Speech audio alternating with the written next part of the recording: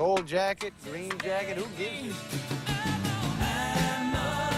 Hello, everyone, and welcome back to the Gold Jacket, Green Jacket podcast. We're here for episode number 53. My name is Christian Dragonetti, and I'm joined, as always, by my good friend and Australian PGA professional, Mr. Joel Mitchell. Jolie, mate, what's going on? He's drinking an iced coffee. I'm good. How you going? Did you nearly die? Nah. You didn't plan that, I'm taking. I tried to be really obnoxious. actually joking. I tried to be really obnoxious, and do you know how you hear in movies how they slap up the sleepies and I go? Yeah. I tried to do that and actually got liquid, and I fucked up. Yeah, and you choked. My bad. So I'm good. You good? You're an idiot. Yeah. No, I've lost my train of thought now. No, I'm good. And you? Yeah, I'm all right, mate. I'm good. I've enjoyed a nice RDO. Yes. It's Monday the 10th. I've been sat on the couch watching the Super Bowl all day. And, yeah, I'm pretty relaxed, mellow. Yeah. It's been a busy couple of days. Yeah. It absolutely has been. That's it. It absolutely has been for everyone, I think. We've got a couple things on the menu for today. We'll get through the normal proceedings, as we always do every week. We'll do a part one of each ep, and then and we'll get into... bringing something back. We're bringing something back. The return. That's a very simple... I dropped a little teaser a couple of weeks ago. You may have heard it or not. But we are bringing something back, and we'll get stuck into that very soon. And then questions from the second cut Yeah, to absolutely. finish off as always. We do have not an announcement, but a little bit of a teaser to share at the end of the episode as well. So stick around for that. Yeah, just a little. Before we get any further, ladies and gents, please be sure to head down to the description, hit the like and subscribe on the YouTube, follow us on Spotify, follow us on TikTok and Instagram. We really do appreciate it. Keep an eye on the Instagram and TikTok especially. Got some nice content coming, and there's going to be more info about the teaser on Instagram first before anywhere else. If you're going to hear I'm not sure where he's going with this. So. If you're going to hear about anything, it's going to be on Instagram first. Yeah, exactly. And we're going to bring you all the breaking news. Here first, and then you'll hear about it on the pod, of course. Yeah, but if you want to hear it, stuff. if you want to see it happen live, almost in the flesh, right? It's going to drop on Instagram before anywhere else. Of course. So if you want more information about this teaser that we've got coming up later, Instagram's a place to be. Do that. Recent rounds. Yep. Do you want me to go first? Go for it. My most recent round was on Saturday. Played at Heidelberg. Heidelberg. Second round of the Summer Cup, so it was stroke. Just, you know what it was? You know, it's always something every week. It's this close though. No. It's this I'm not close. going to say that at all. I'm not going to say that at all because it's not that close. It's a little bit further than that.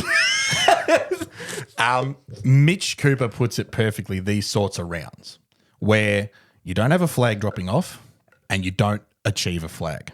It's a nice little buffer. Free hit. Yeah. Right? And that's exactly what Saturday was. Yeah. I wasn't losing a flag and I didn't gain one. Right? No. So it was just a nice walk on a golf course ruined by hitting a golf ball. Fills in your 20 rounds. Correct. It was just a nice little filler, nice little buffer, creates a bit of a gap. Just brings your next flag closer to you. Correct. Yeah. It was 31 points, which was net 70. I think I had 84 off the stick. So what's that? Net 76, I think. Something like that. Something like that. Nothing special. Driver was really odd and really off. Short game's okay. Putting was okay. Things are okay. Like things are just okay. Sometimes you just didn't have. Sometimes you just have a day where you don't score as well. And I can put it down. I can put it down to one thing. You and I and SGM went out on Friday night, and did a bit of practice. We did Out at Rosanna, and it got to about 6 o'clock ish, and you got a phone call from Ollie saying, "I need you to bring the carts back." Yeah. And it was at that point where I was like, "I'm going home. Right? I've had enough." And the reason why I went home because the hip started niggling. Yeah, okay, yeah. You don't push that. And then I woke up the next morning and the hip was still niggling. Yeah, so I carried that through all day. It's not an excuse. It's just a factor. Yeah. It still plays in the back of your mind. It's like course. when you cut your finger, like just a tiny bit of cut, like a tiny cut on your finger that doesn't actually affect how you swing the club. No. But it's still like there. You feel it every single time. Yeah. And I tend to feel my hip more like if I go from a standing start and then try and take my address point where I just slightly bend my back a little bit over the ball, that's where I feel it. It's like, oh, shit. So, yeah, a bit of a nothing day for me on Saturday, but, we move. Yeah. It's it. More practice to come. More practice. That's it. Back to the drawing board. Not even. Just continue drawing the masterpiece. you know what I mean? Drawing stick figures and sunshines and rainbows. Absolutely. Talk to me. Your recent round. Mine was today. Yep. So at the time of recording. Monday. Yeah, it was the New Zealand Open qualifier. Ooh. So there was I think there's 3 of them. Okay. And there's 1 here and 2 over there or something Nice. like that. I don't know. And there's 2 spots, or the top 2 get in at each course. Yep.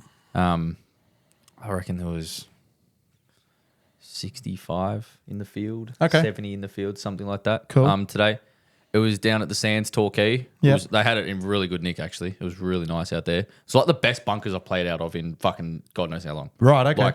But Which is they put the lipstick on. Yeah, that's fair enough. They tuned them up, as they bloody well should. But and it's I had perfect lies, and I went in 55 bunkers. which is a complete 180 on the results from last week's episode where you were put it in 55 bunkers and they were knee deep in water. Exactly. It's a complete 180 of what I dealt with the So- week before. Otherwise, I had, and it was blowing its fucking head off. The today wind as over the well. last couple of days. I was been down pretty the full on. peninsula Yeah. over the weekend as well. Yeah. With all aspirations to play.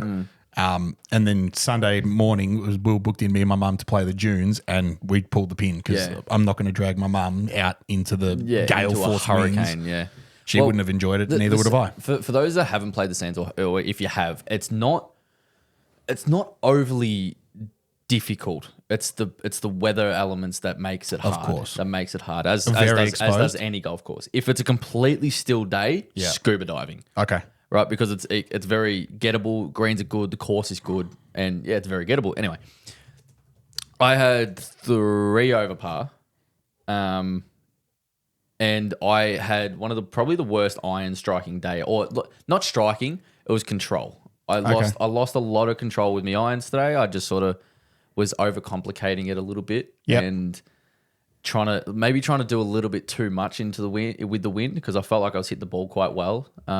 And I just wasn't executing what I was supposed to. Okay. I just wasn't executing the shot I had in my head. I would either leave something out too far, or overdo a particular shot shape or whatever it needed to be. Yep. So the wedges were very hot today because I took it out what felt like every fucking hole. Yeah, right. Okay. Short game was really good. My short game today was very, very good. That kept me from shooting 906. Yep. Like I said, I went in a lot of bunkers, and was able to make. I reckon I made like five from 7 up and downs out of bunkers or something like that, which I'm very, very happy with that percentage. I'm just having a look at some of the photos on the website for the Sands, and just because I've never seen it before. Yeah. I can see how it would be very exposed. It's a bit exposed. It's generally elevated, and there's not a lot of tree coverage. Really nice course. Looks nice though. Yeah, it's a nice track. I should go for a drive. I really do like the Sands down there. should go for a drive. It's really nice. And like I said, the weather elements play a part in the difficulty of the day. Yep. It's much like 13th Beach. Okay. 13th Beach is hard because of the elements. Yes. Or can be. Anyway, you saw the Vic Open, you saw the final round. The average score was 80 in the final round. Really? The average score was 80.1, 81.7 for I actually didn't pay much attention to the Vic Open this week. It was really poor like from the my scoring point. for the first 3 rounds were very, very impressive. Yeah, right. And then the final round, like the winner had He had 78 on the final day. and won by 4. Yeah. Yeah, like Josh Geary. And there was a couple of guys that actually did have under par, which is unbelievable in those sort of conditions because balls are rolling on greens and Yeah. Anyway. So yeah, I'm not disappointed with today. Mm-hmm. There's 3 shots that I wish I could re-hit. Okay. Like there's 3 standout shots that I wish I could re-hit. Like you can't hit every shot perfectly, but there's 3 that I'm just like that really cost me that round. Yep. I think 3 under got into an alternate playoff again. Yep. As last week. And there was only 2 spots. So the winner today I think had 4, and then there was a few at 3, a couple at 2, 1, and then Yep. and there was obviously a couple of really high scores as well. But like I said, the putting was solid. The greens were great, so I was able to sort of roll the rock nicely. Yep. Short game was really good. I had to rely on the wedges a lot, and a bit of work that I've been doing on the short game as well recently. Absolutely. Paid off and sort of kept me in the round for as long as it could. Mm-hmm. And And then, there was I was 2 over through, and because I wasn't hitting it any very close at all, I didn't really have that many goes at it for birdies. Okay, A lot yeah. of makeable birdie opportunities. Yeah, I see. Because off the tee, it was fine, finding fairways, hitting it pretty solid, and very confident with that. And then into the green, I just wasn't able to find some control, or as much as I would have liked. So I didn't really have that many inside looks at it. Yep. So I was a lot of sort of outside range 2 putts, or somewhere in a fucking bunker, or Yeah, of around the course. green somewhere trying to make it up and down. Wedges were good, but anyway. And then there was one hole. I got it back to even through 11. I made birdie 1, birdie 2, and then parred this 545 meter par 5 straight into a 60k wind. Jesus. I went driver, hit this really good tee shot, hit this flat as fuck 2 iron, and still had like 115 in. Jesus. Yeah, so it was pretty strong. 540. Yeah, That's normally no wind. It's still pretty long. it's long, But it's long. also- it takes gonna take 540 2 good with no hits. wind. It's 2 very good knocks to get there. Yeah. Like that's you're hitting. If you hit a 300 meter drive out there, you've still got a pretty good 3-wood in. Yeah. if not a 2 iron or something like that. But yeah, generally 540 probably not gettable unless Yeah. you're one of the longer hitters. And today, one of the boys that I played with, Matt, great ball striker, smokes this drive up there, straight into the wind, goes driver, and then rips 3-wood and still had 70 in. Yeah, right. Okay. Like it was just it was a long hole. And then the next hole, the 4th hole, I hit a pretty good drive up the right center, and I tried to get really guidey and steery with this particular shot straight into the wind. Tried to hit like a low sort of chippy mid iron. Yep. I was 125 and I hit 7 iron, and Yeah, just right. tried to like hit this trappy one that just sort of pierced in, and I got a bit flippy. Wind grabbed it and just steered it way left of the green into no man's land, and Yep. took double up that hole, and that sort of just took the wind out of my sails. Yeah, fair enough. So, pardon the pun. Anyway, but yeah. what do you do? Yeah, what do you do? Onwards and upwards. Onwards and upwards, mate. Teaches me things of what I need to improve on, really, and the little swing adjustment, we'll say, that I've been doing. I haven't catered for that sort of weather yet, or those sort of elements. So back to the drawing board. No, that's it, mate. And I suppose that's a good. It's not too bad. No, not too bad at all. No. Back to the drawing board is a good spot to be in sometimes, and just means, like you said, there's plenty to learn, plenty to do, Yeah. and we'll get there. Now, last week we had our 52nd episode. We did. 1 year anniversary of the pod. Massive shout out to Luke for coming on. What a guest he was. Yeah. Yep. We've been very fortunate in our short existence to have some really, really fun guests come on in the past, from Charlie. And they've been some of our more successful videos. Absolutely, as well. of course. Yeah. But Charlie, SGM, Rim, Yeah, Remy. Marcus, Yeah. and now Luke as well. Yeah. It's a good little group of didn't guests forget that we've anyone, had. did we? I don't think so. No, that's everyone. I think that's Yeah, everyone. that's everyone. Let me just go off. Yeah. Luke. Raptor appeared 14 Raptor's been on times. 28 times. Yeah. SGM. And then more to come. Charlie, and there's heaps more to come. Remy as well. more to come. But what I wanted to say, ladies and gents, was, and we didn't really do it too well last week, or not well, but too much. I wanted to say a massive thank you. Yeah, the appreciation. Yeah. To everyone who's shown us some support, or any skerrick of support, really, over the last 12 months. It's been an absolute pleasure to do this every week. And like I think I said it in a story promoting the episode last week, that it makes me happy knowing that you guys love watching this as much as we love bringing it to you. We do have a lot of fun in here, and we have lasted, a 12 months, which, some might have thought that wasn't possible. It wasn't going to happen. When we started, you told me a stat that it was like nine. It It's like, yes, it was like 85% of any podcast / YouTube channel / something, whatever the fuck we're doing now, doesn't like 85% of it doesn't last past 18 episodes. Yeah, something like that. I saw this Or- random stat online somewhere where it was, along those lines. It was something like that. Most And then- podcasts don't last more than 18 episodes. yeah, something like that. Like 90% of them don't go past 18 episodes. So that was like the breaking point, where if you can go past that point, which doesn't seem that hard. It didn't. But I suppose people are just so heavily fixated on the instant success of what this can actually give you. Whereas you and I, we're not doing it for that. We had to wrap our head around it. That at the start, we're just like, dip the big toe in, bit of fun. Yeah. And it's like, if it works, And if it works, it works. whatever works means, Absolutely. whatever that means. But if it works and we're having a bit of fun, why the fuck not? And 53 weeks later, we're still here and still having fun. still yapping and it still feels new. Still finding stuff to talk about, Yeah, which is it still good. feels And new. it goes to show that, you know, even what we talk about, like we had said from the start, we're not going to give too much attention to the tour. Nah. Right? No. We That wasn't didn't the really target want to get market, involved in golf politics. We didn't want to get involved in results. We didn't want to get involved in scandals or dramas or news or whatever it was. We haven't spoken about TGL, which has been the biggest revelation in golf in the last 10 years since Live, right? TGL's huge, mate. It's huge. It's awesome. It's I don't know awesome. about huge. It's huge, mate. It's huge. It's awesome. It's a great little addition. It's pretty big, mate. It's a different avenue, and we haven't given it a second of airtime. Nah. Right? I watched it. I loved it. So do It was I. great We'll fun. get into It it. was great I'm fun. sure we'll get into it in Maybe depth. another time, Maybe another time. But basically, yeah, we've said from the start we didn't want to speak about big pro golf We stuff. touch on it. We touch on it now and again, and we but do only our episodes. significant stuff. We do our Masters recap episodes, They're our good. major They're recap good. episodes, and it's good to see that you guys like them as well. And we're looking forward to bringing you those again throughout 2025. Yeah. But we don't really sit in here going, Scotty Scheffler shot 9 under on the weekend, won by a landslide. Dude, Like, who cares? There's 8 other podcasts that do that. That I could think of now.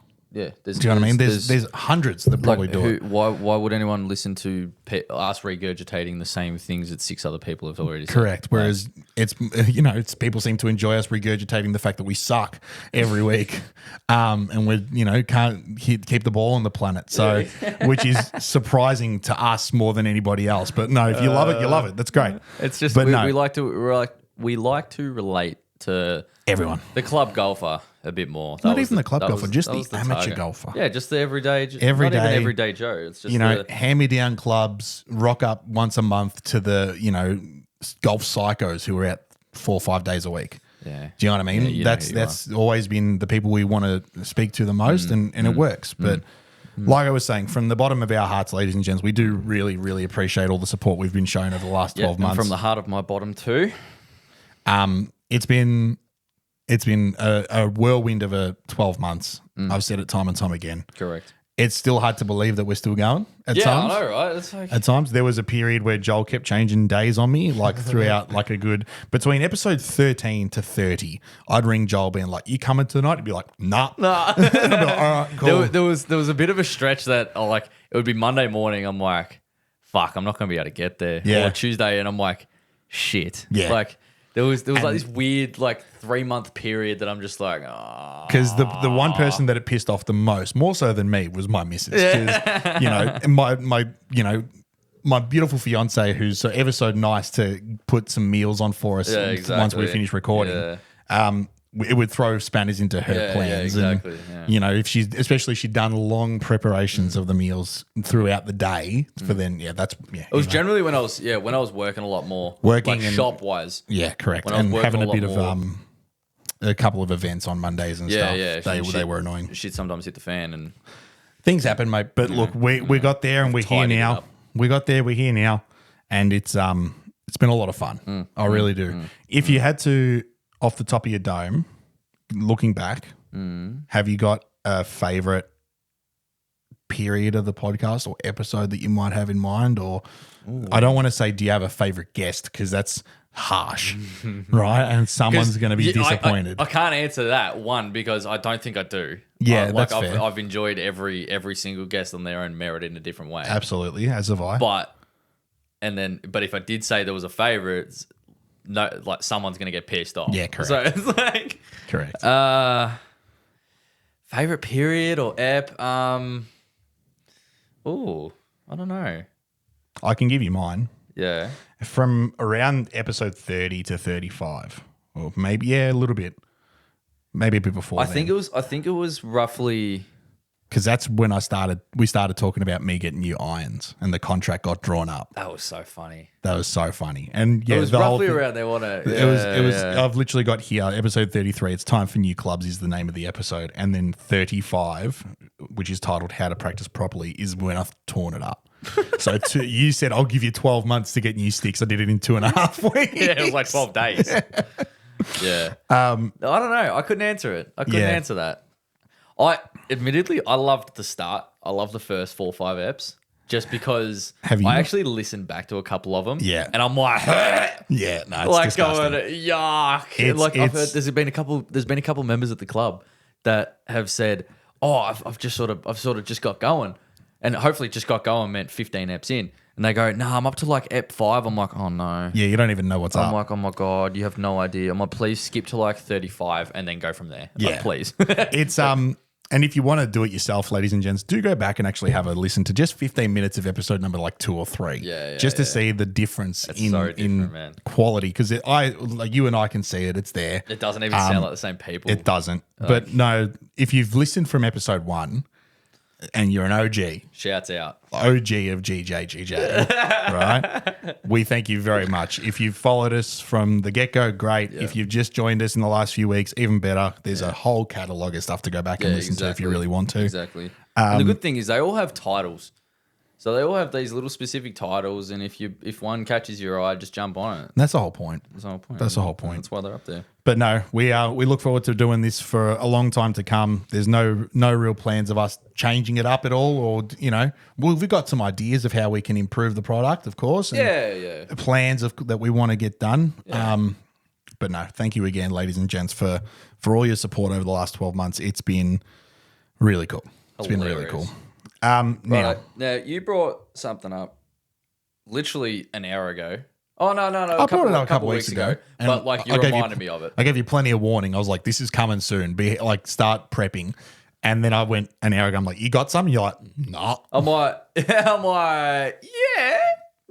nah." No, Joel's watch shaking this. his head. Watch this, and then 2 minutes later, I've got So three. the segment or the whatever it's called, you want to call it, that they're bringing back. Sorry, We actually have a whole episode on this, like episode 32. I reckon is my guess. I think so. Hang on, 32 is hang my on, hang guess. on, hang on. It says a new segment. It's episode 19. Oh, that was whoa. Episode 19. Long time ago.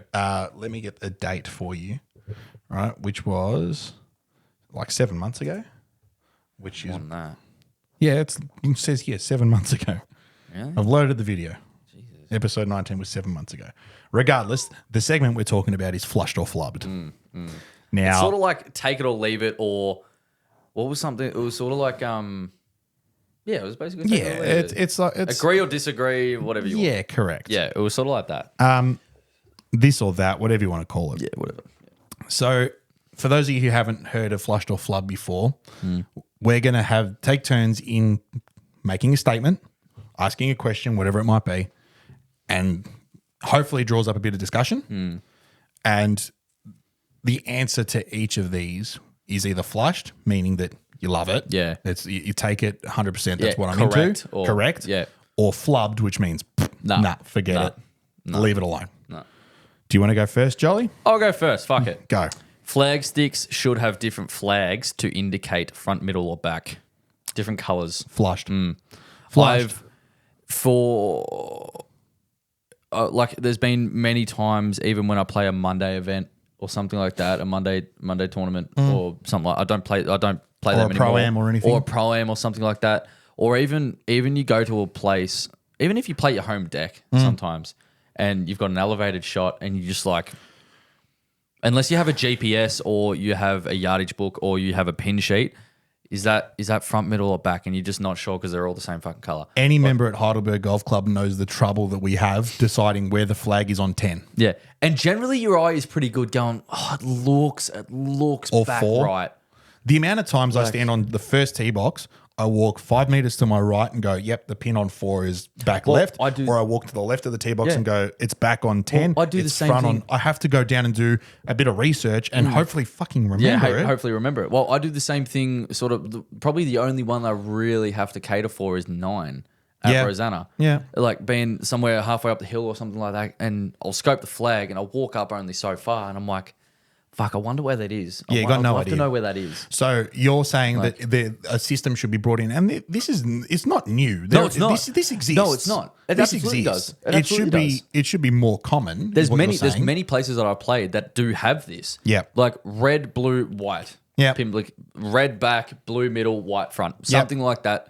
And it's just it indicates the flag on the green for the day. Yep. Or something like that. Even if you can see the fucking green. See, it still just gets you in the habit of understanding what it may be. So I think this is flush because I'd love to see that. I completely agree with you. I think it's flush, but the biggest issue is, especially at the club level, I don't know how different clubs do it, but at Heidelberg, the match committee determines and the club captain will determine and agree with staff, like green staff, about where flags are and pins are for certain events. For them to then correspond that and do that extra layer of work to go, right, well, it's at the front, so that needs a blue. It's at the back, that needs a red, whatever it might be. It's in the middle, it needs a white, right? I can see how it's going to be drama-filled for those people trying to organise your Couldn't events. disagree more. I know, I get it. Couldn't disagree more. I'm trying to play devil's advocate, right? Of course, I understand that. But I don't think it's too hard. I'm not saying it's too hard. It's not. It's just that I don't think people would want to do it. No, well, there's no. I don't think. Like I said, it depends. A golf club could run differently. Every golf club runs differently in some aspect, but like the pin locations are only set for us anyway. Yeah. By our ground staff. Yep. They determine where it's going to be for a certain day to let the green recover or whatever the fuck it may be. They decide where it's going to go. Unless it's for clubbies or pennant or something like that, then there's discussions between the board or with Luke and blah blah blah. But for us anyway, like all Dean would have to look at, they have pin sheets and stuff months in advance. Yeah, of course. So and they have it split up into thirds of the green. So it would be real easy if they just go cut the pins and just have the flags in the back, and then whoever cuts the flag go, oh, this is in the front third white. So even still, like you know how when like professional events over the course of multiple days, they'll go out and spray paint a dot for where the next right. The spray paint could just be, you know, if it's at the back, red spray paint. Yeah. So they know cut this hole, red flag, front blue, spray paint a blue dot, cut the hole, an extra blue flag. 0.5% that it helps with everyone, but even the guys that are 160 meters out, the older guy that's hitting 3-wood in from 140 and looks on their GPS of the cart and it says 110 to the front, 125 to the middle, 141 to the back, and they look and there's a red flag. Oh, that must be at the back. So I'm not going to hit at 110. No. I'm going to hit at 140. Yep. Like it's just little things. Little it shit. makes so much sense. I'd love to see certain flags, especially. It's not even every green. No. Like I'm just going through my own golf course now. There's only 5 holes, 6 holes you might need to do it. Yeah. At Heidelberg. But if you can see the green in it full from 95% of the hole, right? You don't need to do it. Yeah. We're talking about like for example, I'm 4 still at Heidelberg. It's a par 5 straight But up the hill. even on one, if the pin's at the front, I still want to see a front flag. No, but you can see the whole green. Yeah, but then consistency, dude. I get it. I get the It's like a consistency. trend. But look, It's like a trend. I'm saying you wouldn't even have to do it for every hole. No, you wouldn't. But if you're gonna do it 100%. Yeah, that's fair. I like it. Anyway, go. My second one I'm gonna do now instead. So on the theme of club golf, in a stroke round at your local club, if you lose a golf ball, right, you should be allowed to take a 2-shot penalty drop, right, in the general area you and your marker agree that the ball has been lost, as opposed to going back to the tee box. Okay, so you've hit your tee shot, you lose it in trees. Let's use the obvious example, right? Hit your tee shot, middle fairway, can't find it, it's disappeared, right? You and your marker both agree that it should be middle fairway. This is the most basic of examples, right? You and your marker both agree that was striped, that is middle fairway. God knows what's happened to it. Yeah. Right? Take a 2-shot penalty, drop it in the 4. general area. You're hitting 4 from where you think it was lost, as opposed to circling back, going to the tee box.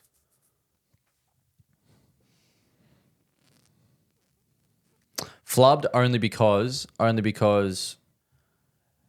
there's ways around it to take less of a penalty. For example, hitting a provisional. No, I get it. So, but middle, like if. But it's the reason why it's 2 shots is because you haven't hit a provisional, right? Is this you said during a stroke round? Stroke round, because in stroke, if you lose a ball, whatever, off the tee box, you're going back, or if you lose a ball off your second shot, you're going back to where you hit it from, right? If you don't hit a prov, so rather than circling back, slowing down the round, and there might be a group waiting on the tee box, and you've run 250 meters back to go and hit another one. As opposed to doing that, me and you are marking each other, and I just go, "Yep, Joel, no worries. It should be around here. It's not for whatever reason. I'm going to say in this general 5 meter circle, take a drop, 2-shot penalty, keep playing." Don't mind it. I don't mind it for pace of play reasons and the simplicity of it. You don't have to run back, and people generally go, "I'm not running back. I'm just going to pull out." Yeah, correct. Yeah, no, I'll flush it then. Yeah. Just solely for pace of play reasons. I don't mind it. Like, if you, like, for example, on, like, I know when I was at Huntingdale, for example, the out of bounds rule. So you'd carve one OB over the fence, and it was sort of like a point of entry thing. You'd go up to where you and your marker think you've crossed the boundary, the boundary line, and you go out to the fairway. Okay. You go out to the edge of the fairway, and I think you play 4. Okay. I think you play. I don't mind that either. And it's literally pace of play. It was a local rule. Yeah. It was a local rule. And I'm not saying please do that. I'm not saying there needs to be a general rule change, but a local rule. No, local rule saying that could, I don't mind it. I don't mind it if it's done properly and explained properly. I don't mind it. On the one condition, if you and your marker cannot come to an agreement of where the ball was lost, you go back to the tee box. I just think hit a provisional. I think that happens first. Yeah, of course, hit a provisional, right? Yeah. And if you've hit a provisional, there's no need to enforce this rule, of course, right? Of course. However, on the occasions where you hit one and you go, "Yeah, I'll find it. Yeah, I know exactly where it is," Yeah. and then you somehow don't. Like, for example, if you hit one down 9 at Heidelberg, you hit one down 9, you're like, "I've smoked that. That's left of the bell. That's perfect." And you get down there, it's gone. Yep. And then you go, "All right, this should be right fairway." And I ask you, "Oi, this should be here," and I'll hit. Yeah, okay. In that case, if we can both it has to agree, be a very unusual circumstance. But correct. In that case, yeah, sure, why not? But if you're confident enough that you'll find the ball from the tee box, so you do not hit a provisional, you've already made the decision to walk, right? And your marker agrees, we should find that. Yeah. It kind of needs to happen from the start. Yeah. You and your marker both agree we should find this ball. No dramas. For those listening, I can't stress this enough during a stroke round. Hit provisionals. If there is a % of doubt, just hit another one. Hit another one. It's so much better to have. Hitting a provisional doesn't actually cost you anything. No. It doesn't cost you anything. It might feel shit, but when you go out there, you can't find your first ball. You got one in play. Yes, you might have a big number that you're not looking for, but at least you don't have to worry about pulling out or running back or whatever the fuck else. Just always hit a provisional, even if you go, that's going to be good. Yeah. But like in tournaments, there's sometimes where I'll hit one and I know the golf course backwards, and I'll hit one over trees or something like that, and I know it's perfect. But I'm just like, I just pull out a lesser club and just bun it up there somewhere, just in case. Yeah. It's literally a just in case ball, because there's nothing wrong with just in case. You turn the corner, you see your ball in the middle of the fairway, beautiful. You grab your provisional and you continue as if nothing happened. Just always hit a provisional. Yeah. But yeah, in your case, I'll flush it. Fuck it. Yeah, cool. Yeah, I'm happy with that. Give me a second if it's one. enforced properly. There should be penalties for not repairing pitch marks, divots, or raking bunkers. Yes. Can't stress this enough. I think it should be enforced. It's like a honesty system, not by the person that did it, but by the people in your group. There should be a local rule enforced, I feel, by each club, that if you're caught by an official, staff member, groundsman, someone on the board, or a fellow playing partner of sorts, and you do not repair an obvious pitch mark, divot, or rake a fucking bunker, then a penalty is enforced on you. Yeah, flushed. Yeah. 100% agree. What penalty I don't know. Yeah. You couldn't enforce stroke penalties in games. I would think a fine system, right? I wouldn't mind to see a fine system for those sorts of things where, old mate doesn't rake a bunker, right? Gets caught out by the group behind who've seen him in broad daylight, report it to the club. The club go, "Oi, you didn't rake a bunker, $5 fine." Nah, see, it can't get financial. I don't think it can, because it can't be just as simple as it's because hard. it's not actually. What penalties are we going to? It's not an enforced law. It's a stroke penalty. Simple as that. Stroke penalty? It's a wipe of. It's a wipe of hole. First table for round, wipe of hole. Yeah. I would enforce something as simple as that, because then people are going to learn. Yeah. Because if people are on 36 points through 16 holes and they hit it into a bunker, hit it out. Even if you forget, even if you just get excited because you've hit a good shot and you're, oh, sweet, and then you go up and putt it in and forget about it, No excuse. You Yeah. didn't rake the fucking bunker. Yeah. Wipe off hole. Yep. Now your round's ruined. Yeah. Because it'll just I like make it. people so cautious and it'll make people just think every time. I like it. I don't want to be in the middle of a good round and not repair a divot or a pitch mark or rake it or not rake a bunker because that's what people. I'm not going to say whinge. That's the wrong word. That's what people are so alert about on golf courses, especially probably now more than ever because it's such a widespread thing. Yep. That people are so hyped up about relief from divots or being in footprints in bunkers or pitch marks on greens making the greens bumpy or whatever the fuck it may be. People are so alert about it and so trying to crack down on it that you should get penalised for it. Simple as that. Yep. No excuse to not carry sand. No excuse not to repair a bit divot. And there's rakes in every fucking bunker. Rake your fucking bunker. Simple as that. Anyway. And put the rake back where it's supposed to go. Yeah. That grinds my gears more than anything. Really? The amount of times I walk up to a bunker, like I had one on Saturday. The rake was left outside the bunker, and I'm just like, "What are we doing?" It depends on the course. Like there's some We're like you guys. It's got to be in the bunker, facing the direction that you're playing. at the Aussie. They say please leave the bunkers leaning up against the lip. Yeah, It was a real weird one. Yeah, it's fair. They said please leave it up. It's And all depending- it was fucking bizarre. I'm like, I looked at it and I said to the member, "Look at these clowns." And he goes, "No, we're supposed to do that." I'm like, "Oh, cool, fair why? enough, Why?" And he explained it to me. I'm like, "Okay, right. fair enough." Each their own, I guess." That's it. Anyway, go for it. My second one, Live Adelaide, will be the biggest non-major golf event of 2025. Probably Flushed or flubbed? flubbed, but it's going to be a big event. It's gonna it be always has huge. been. Always the has last been. 2 years has been massive. I think the hype around it this year more than ever is ridiculous. It's well and it's- truly known within Live circles as it's established the, itself. the signature event, It's amazing. right? Yeah, I think it'll be- Aussies do it better. 100% we do. 100% we do. I think it's going to be huge. I think it's going to be bigger than probably the players. I strongly flub that. Disagree, but it's going to be massive. It's gonna be huge, It's going to be huge. right? I agree with that. I agree with that. I'm excited. It's huge. I don't normally get excited about Live events. I but would love to go. yeah, 100%. I'd love to go and see it, just Yeah. to see the atmosphere and just to go see all the people around that watering hole and Yeah. go see some good golf. I'd love to go to it. It'd be it. awesome. No, very Yeah. good. I agree that it's going to be huge. Biggest non-major event, flubbed, but huge flushed. Okay, Yeah, cool. yeah. Number 3. Black marks or like some sort of indication against names of members on the timesheet that have either been suspended, reported for slow play, aggression, cheating, something. Flubbed. Why?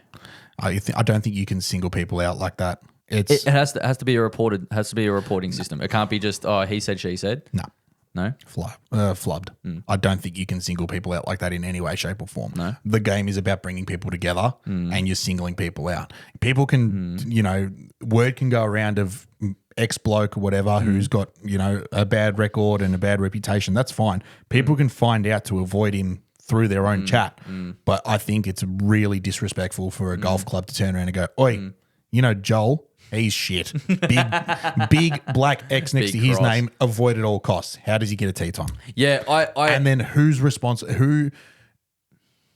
If you had a black X against your name and you somehow ended up in my group on a Saturday, I'd be pissy. Because why is he being put with me? Right. So I think that information should be kept private. yeah. And especially if they're repeat offenders, they should be removed from the club altogether. Yeah. Right.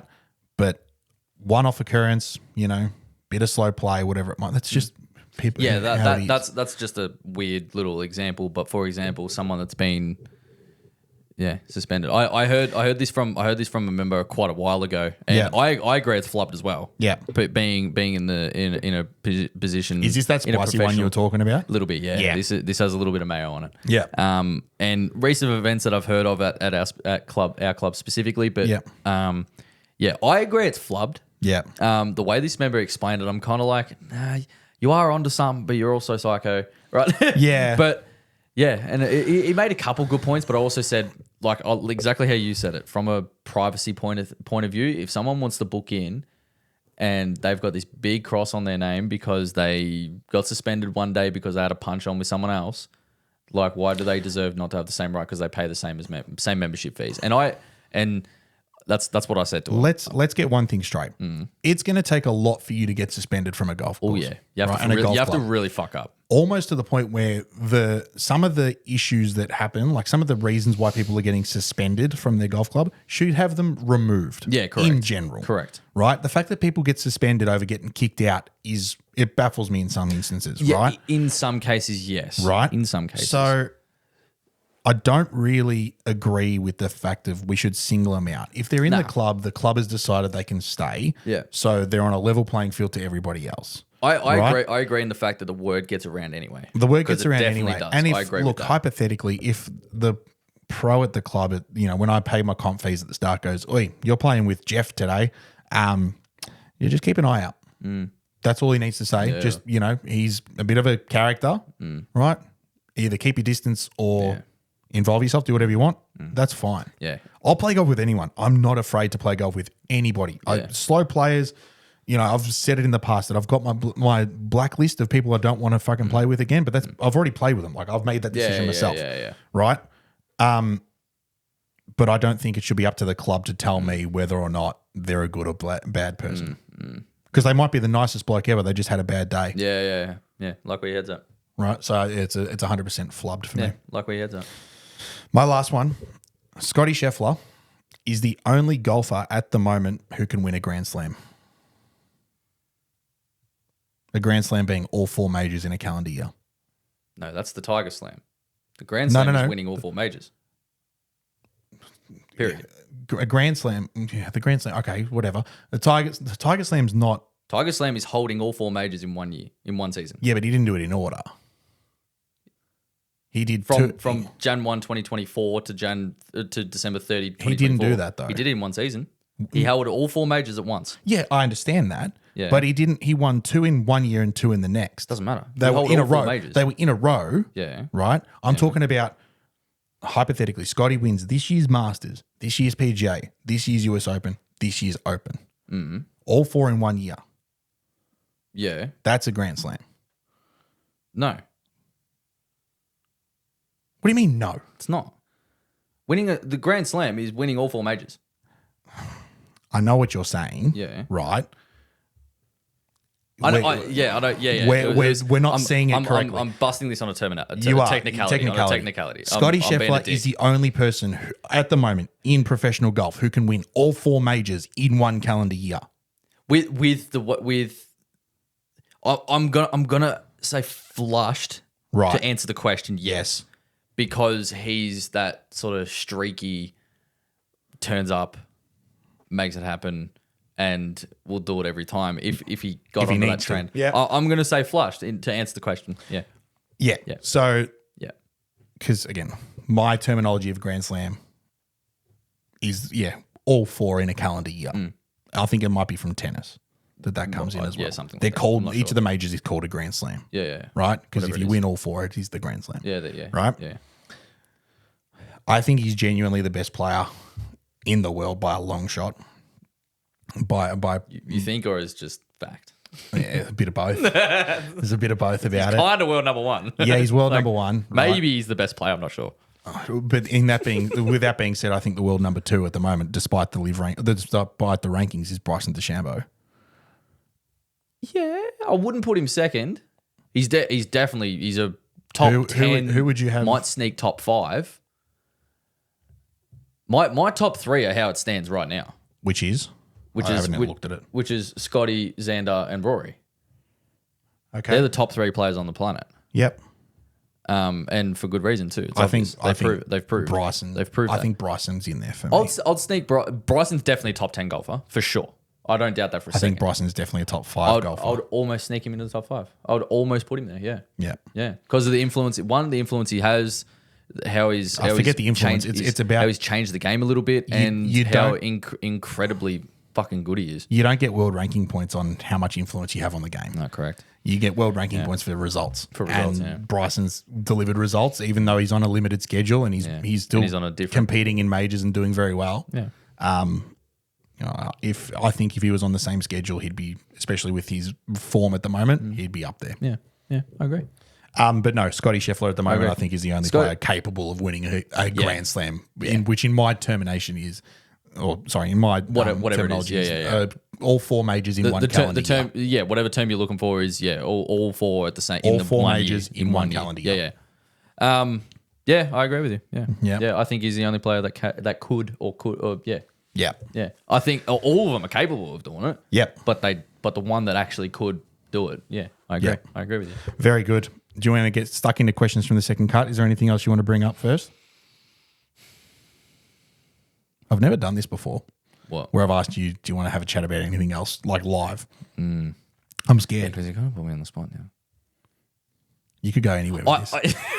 You're kind of sweating now. You're like, I little should have bit. asked him this. Should I pull the reins a little bit? Nothing I want to bring up. We don't really have time for it. Before we get stuck into questions from the I second don't cut, really have anything that I want to touch on. You're still fucking delusional that you think Rory's never going to win another major. I think it's complete. I think it's. I'll tell you exactly what it is. I think you're shit staring, and I think you're ignorant with that comment. Shit staring, yes. Yeah. Right? We deliver content. I Right? think So I'm happy to go out on a whim and say You did say something that, a little bit actually. controversial. You did say that, right? actually. You did say that. However, my position on Rory McIlroy and his ability to win majors in the future comes solely from being a fan of his. I'm pissed off at him. Oh, I found the other flushed off Flubbed page. Sorry. Anyway. Sorry. Yeah. I'm pissed off at him. Yeah. As a fan of Rory McIlroy, that he hasn't been able to deliver in major events. Right? And it's for those reasons that I'm in the boat of I don't think he'll ever get it done. Is that a recency bias? Sorry? Is that a recency bias? What do you mean recency bias? Just in the past, say, 5 years. Yeah. That all the chances he's had. Yeah, absolutely. Like he might be the best golfer ever to only win 4 majors. I think that number 5 is elusive, and everyone wants him to win at Augusta to make it a Grand Slam, as you so put it. Yeah. Right, to win the Slam. Right. However, I don't. And the reason why I continue to stay in the boat of he's not going to do it is because the people that defend him have the same answers every year. Yeah. He's the best ball striker. He's got the nicest swing. He's the nicest bloke. He wins every week on the tour. He's number 1 in the world. He's this, that. Last year, we went as far as to say him and the wife have split up. Yeah. He's a single man. He's going to dominate now that he's a single man. Yeah. Do you know what I mean? And it's the same excuses that everyone's come up with year upon year upon year. They go nowhere. It's like the Tiger category. We talk about will Tiger win more majors? And the one defense that everyone's got for that is, well, it's Tiger. Yeah. Anything can happen. Do you know what I mean? What are you staring so deeply into your phone at? I'm just trying to I'm trying to actually make sure career Grand Slam and shit is the same, is what I'm thinking. Career Grand Slam is winning all 4 majors at different points of your career. Yeah, to win a Grand Slam, or if you want to call it a Golden Slam, whatever it might be, there is a termination there for all 4 in a calendar year. Yeah, that's the Tiger Slam. That's literally considered the Tiger Slam. Really? Yeah. To hold all 4 majors at the same time. At the same time. Winning all 4 majors in the same year has never happened.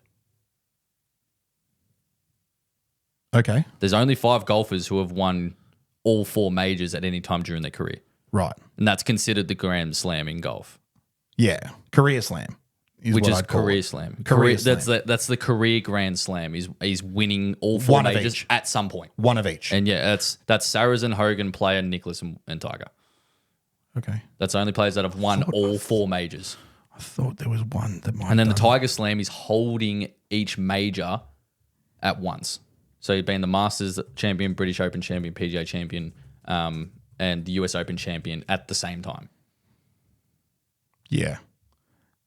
Okay. Yeah. It's weird. There's a couple things that couple of different, There's a like, couple different definitions. ones. I'm like, there's one that says in Wikipedia, winning the Grand Slam is all in the calendar year, and then Yes. there's official sites that say a career Grand Slam is winning all 4 majors. Period. Yeah, that's a career Grand Yeah, Slam. yeah. Of course, across your career, Tiger is a career a Grand Slam, Multi, Multi. yeah, right? Because And he's then- won all yeah. 4 at different stages. He's also a Tiger Slam, like he's coined the term Tiger Slam because he won Like He the was- he last was- two of 1 year, the first two Yeah, of the he was next year. holding all four. He was holding all four majors at once. At once. At once. Yeah. He didn't do it in the calendar year. No, I think no the one has true done that. definition of a Grand Slam, in my opinion, is all four in one calendar year. Yeah. So in 2025, all four majors were won by one person. Oh no, hang on. Bobby Jones did it. That's who I was thinking of. I swear it's been done once before, and I reckon it was Jones. That's what I was thinking. It says, has anyone won all four majors in 1 year? Yeah. Only one player. Yeah. It says Bobby Jones won all four major golf tournaments in There a you single go. season back in 1930. Now, According to the anyway. let's move swiftly on, because Yeah. I spooked at the start of the episode with a little bit of a teaser. Yes, you Right. did. Yes, you did. We are in the process, and you may have seen on our stories on Sunday night at the time of hearing this. Sunday night, I put a little story up, shared one from Chasing Birdies Golf Society, Amateur Golf Society. Mark's a mate of mine who runs a society. He's a member at Heidelberg, play golf with him a few times. He's a ripper fella, right? We are in the process of organising something with Chasing Birdies. It's looking like it'll probably be towards the end of March. Yeah. The truer details, the more finer details are yet to be determined. However, for your members at Rosanna and Heidelberg, people in Melbourne, it's probably going to be late March in the northern suburbs of Melbourne. That's all I can really give away at the moment. However, we are really excited What's the for it. format? I can't even give that away. okay. I don't know. Oh, you don't. Yeah. Right? There is going to be something.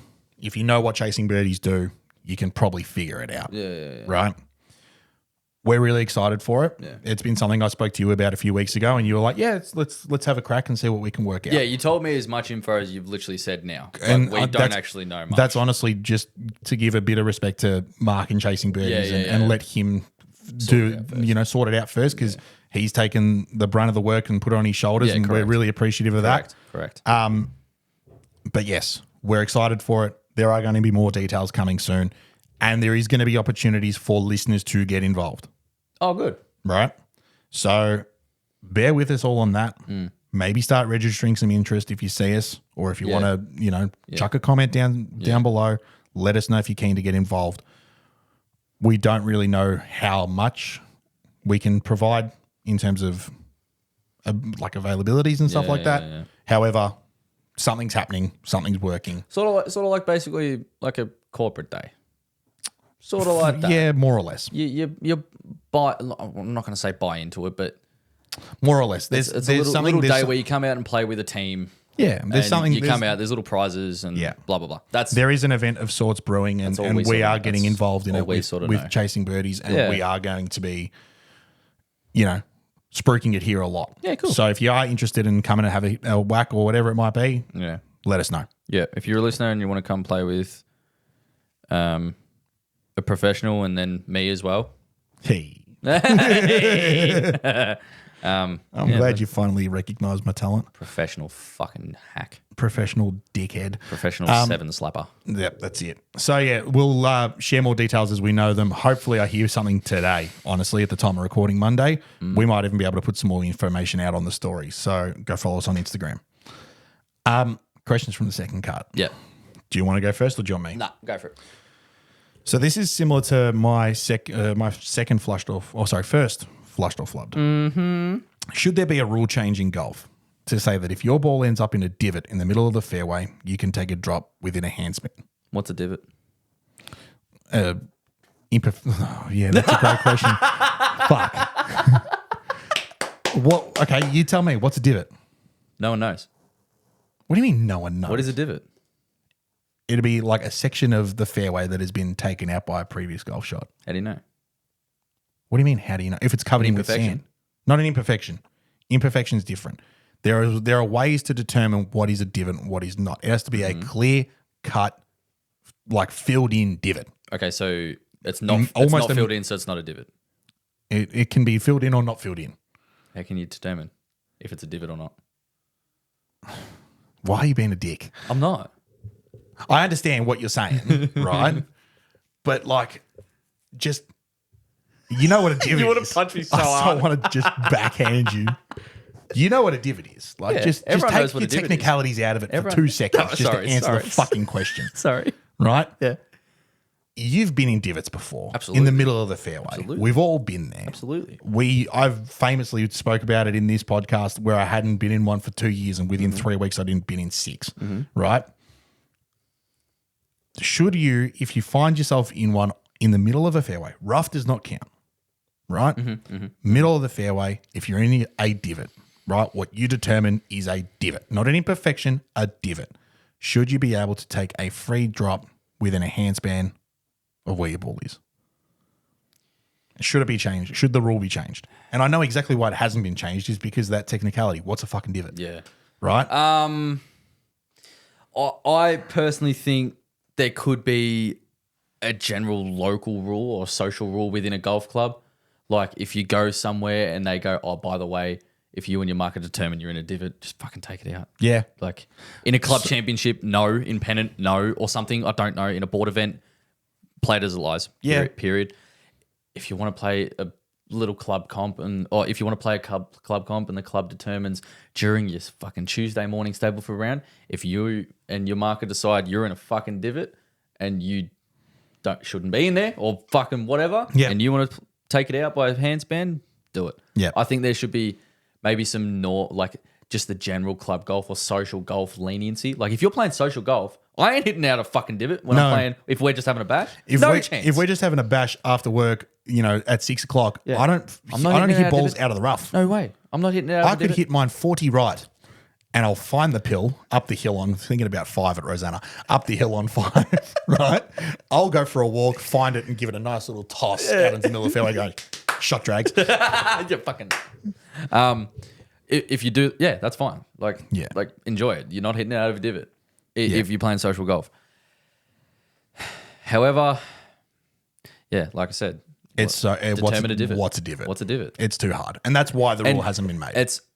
I sound like an asshole in terms of like me trying to be the smart ass. I'm not at the start. I was. Of course. I was pulling your chain, but literally, what is a divot? Yeah. If you go down the fairway and going, oh, I'm in an imperfection that's bit of an imperfection and think, oh, it's a divot. And then you come over and your thing goes, but it's not Sandfield. It probably hasn't been hit out of. So what are you getting a drop from? Well, an imperfection for me, a divot generally is not covered in grass. Old divots that grow back are, but fresh divots within maybe like a week, generally up to a week or two, divots hang around for. Then the grass grows back. Yeah, there's even divots that grow down, and now you're sitting in a little swale where a divot was. Yeah, and people would go, "That's a divot." And it's like, no, it's like filled in. No, it's still a divot because it was a divot. Even it's like, what's a filled divot? in is one thing. Like regrown back is another. If it's regrown back, tough shit. I'm talking about like you've taken a shot, made a divot in the fairway, filled it in. The next day, I end up in your divot. Yeah, it's still there. It's still covered in sand or whatever. It's clear, cut. For social golf and your general Tuesday morning fucking club comp, I have no problems with people taking it out. That doesn't fucking matter. Yeah. For a board event, for pennant, for an event, for tournaments, something like that. Tough. Stiff shit. Yeah. If you land in a divot in the middle of the fairway, however, and you're in an obvious fucking divot created that day and it's not filled, I understand how that is extremely unfair. And I understand why people just would annoying want to more than anything. take relief out of it. And I get it as well. If I was in an unfilled divot in the middle of the fairway during a tournament, I'd be fucking headless. Of course you would. I understand that. But like I said, what's a divot? Yeah, correct. So it's like, but Unfortunately, in this case, you win some, you lose some. Exactly. If you pump one down the middle and you're in a divot and it's sand filled and you complain about that, I've said this before, you're not good enough to hit out of it anyway, so stop complaining. Yeah. Because if you can't hit ball first, being it on the fairway, you're probably still going to flub the fucking thing anyway. Yeah, correct. So if it's filled and it's sitting up, you should be able to hit out of it anyway. But anyway. Give me your question from the second cut. This relates similar to yours. Okay. I sort of just thought of this as you were asking yours because I was trying to listen to what you were saying and trying to think of one throughout the whole app and it just didn't work because I'm a head case. So Yeah. We knew that. would you rather constantly hit out of a divot from the fairway or just constantly be hitting out of the rough? Constantly be hitting out of the rough. Really? Yeah. Really? I feel like you can get good at either or. Yeah. Right? The only thing about hitting out of the rough is you might not get the same lie every time. You could also say that about hitting out of divots. Correct. You might plug straight in a divot and might be unlucky. Yeah. Right? Whereas you might catch a jumper, you might be buried, you might cop a bare lie in a bit of hard pan which is technically classified as the rough in the middle of summer. Right? I'd almost rather hit out of the rough. I'm more equipped to hit out of the rough than I am out of a divot. Right? I can do it.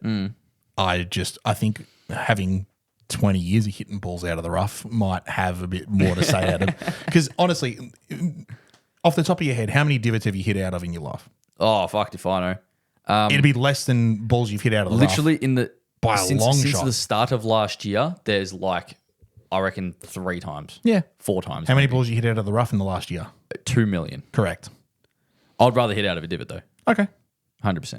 Fair enough. I'd rather hit it in the middle in the middle of the fairway, be in a divot, and I can still hit ball first. Yeah, that's fair. If it's fucking buried in a fucking divot and I'm up against the lip and there's no shot, I'll be a little bit annoyed. But I can hit ball first. Yeah. I'll be more than happy to. And that's a fair enough an argument. unpredictable lie out of the rough. Like I said, comes out with no spin, hits high in the face, comes out dead.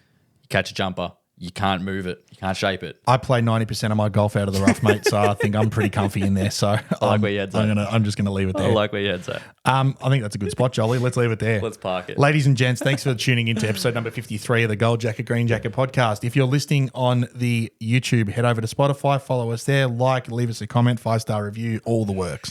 Keep an eye on the Instagram. There's going to be more news about this event that we've got going on at the end of the week, hopefully sooner rather than that. But we are going to let you know more about it. It is coming up hopefully at the end of March, and we're very much looking forward to it. I'm going to shit myself because of this. Sorry. Jesus Christ, Joel. Thank you very much for that. Yes, be sure to head over to YouTube, like and subscribe. Please hit the subscribe button. It does us absolute wonders. Once again, thank you very much for all your support over the last 12 months. We really do thoroughly appreciate it. We look forward to bringing you more content every single week. Here's to another 12 months. To another 12 months, mate. Here we go. Thank you very much, ladies and gents. We'll see you all next week. Hit them very, very well. Cheers.